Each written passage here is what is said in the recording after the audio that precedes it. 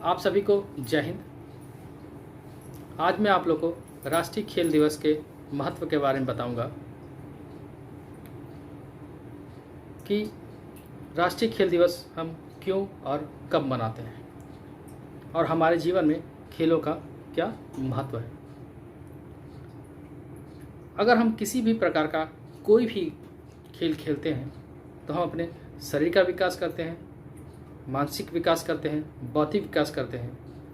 हम अपने आचरण एवं नैतिक मूल्यों का विकास करते हैं, संस्कृति का विकास करते हैं और साथ ही साथ हम अपने संपूर्ण व्यक्तित्व का विकास करते हैं। आइए अब मैं आप लोग को बताता हूँ कि राष्ट्रीय खेल दिवस कब मनाया जाता है। राष्ट्रीय खेल दिवस हम प्रत्येक साल 29 अगस्त को मनाते हैं मेजर ध्यानचंद जी की जयंती पर। इस दिन हम राष्ट्रपति भवन में उन खेल गुरुओं और खिलाड़ियों का सम्मान करते हैं जिन्होंने खेल में सर्वोच्च योगदान दिया हो। इस दिन हम जो पुरस्कार देते हैं, राजीव गांधी खेल रत्न पुरस्कार, द्रोणाचार्य पुरस्कार, अर्जुन पुरस्कार और ध्यानचंद पुरस्कार और अन्य पुरस्कार भी देते हैं खिलाड़ियों के सम्मान के लिए।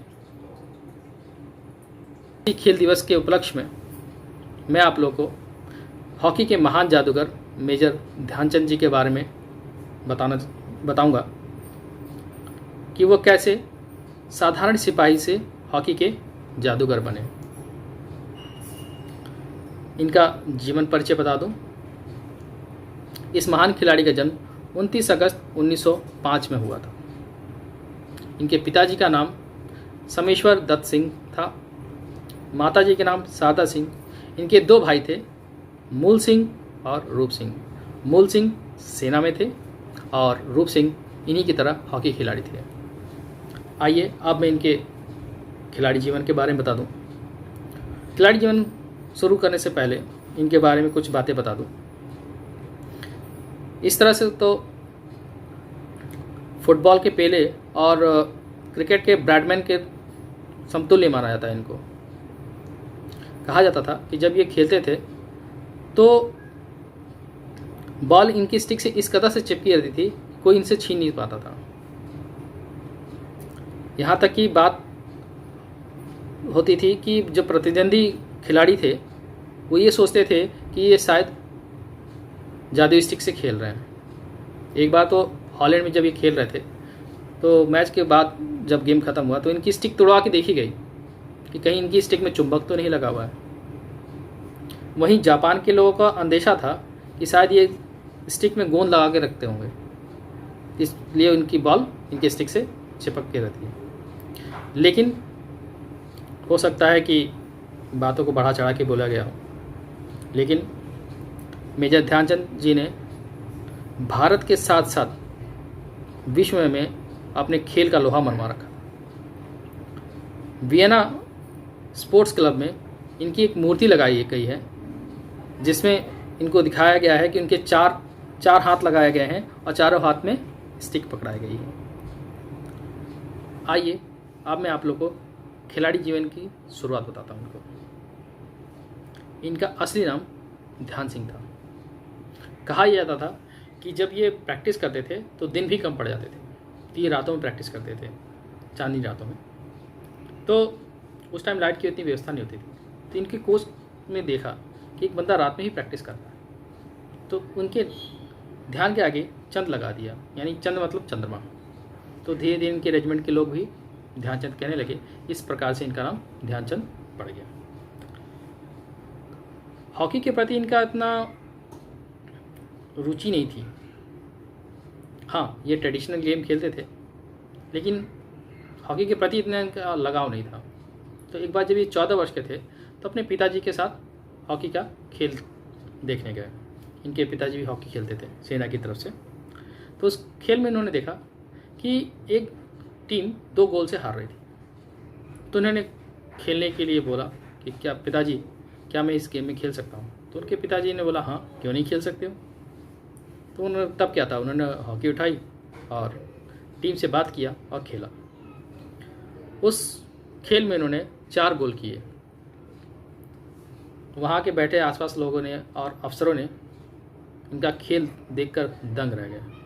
वहाँ के सेना के अफसर इनके खेल से इतने प्रभावित हुए कि उनको बुलाया और कहा कि आप सेना में शामिल हो जाइए। तब जाके जब ये 16 साल की उम्र के हुए तब ये सेना में शामिल हुए एक साधारण सिपाही के रूप में। आइए अब मैं आप लोग को ओलंपिक का सफ़र बताता हूँ। इन्होंने 3 ओलंपिक्स खेले, 1928, 1932, 1936। तीनों में गोल्ड मेडल है। तो शुरुआत करता हूँ 1928 एम्स्टर्डम ओलंपिक्स। भारतीय ब्रिटिश टीम ने यानी हॉकी की इस ओलंपिक में भाग लिया और फाइनल तक का सफ़र तय किया। फाइनल में इनका मैच हॉलैंड की टीम से था।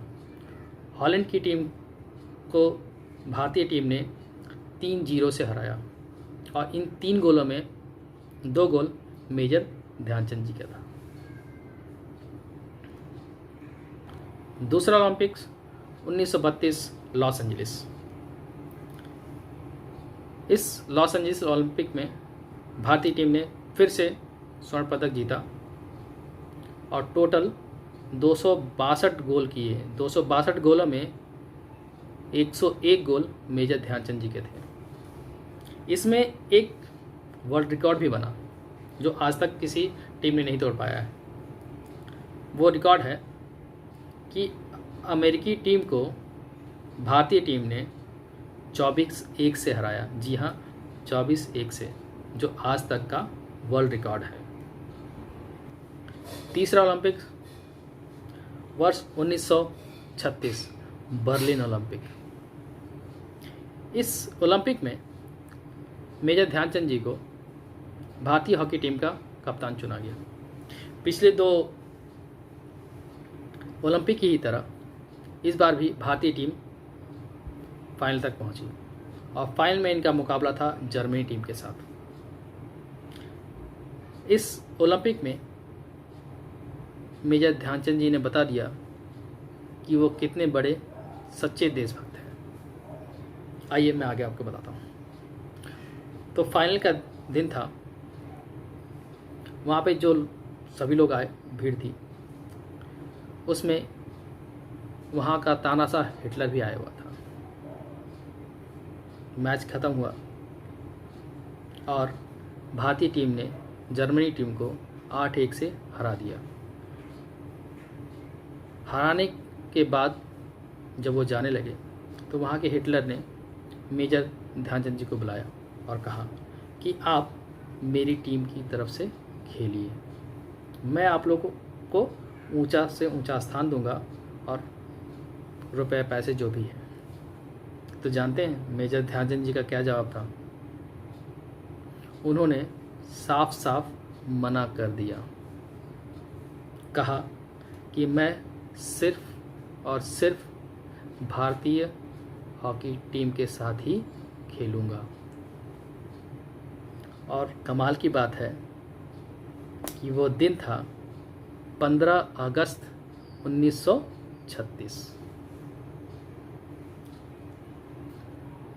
क्या पता था कि हमें 15 अगस्त 1947 को ही आज़ादी मिलेगी। आइए अब मैं इनके सम्मान के बारे में बता देता हूँ। वर्ष 1956 में भारत सरकार ने इन्हें पद्म भूषण से सम्मानित किया। दिल्ली में एक स्टेडियम का नाम इनके नाम पे रखा गया। इनके योगदान के लिए भारतीय डाक सेवा ने एक टिकट जारी की थी और सबसे बड़ा सम्मान ये रहा कि भारत सरकार ने इनकी जन्मतिथि पर अपने देश में राष्ट्रीय खेल दिवस को घोषित किया, जिसे हम प्रत्येक वर्ष मनाते हैं। इनका अंतिम सफ़र यानी निधन 3 दिसंबर 1979 को हो गया था।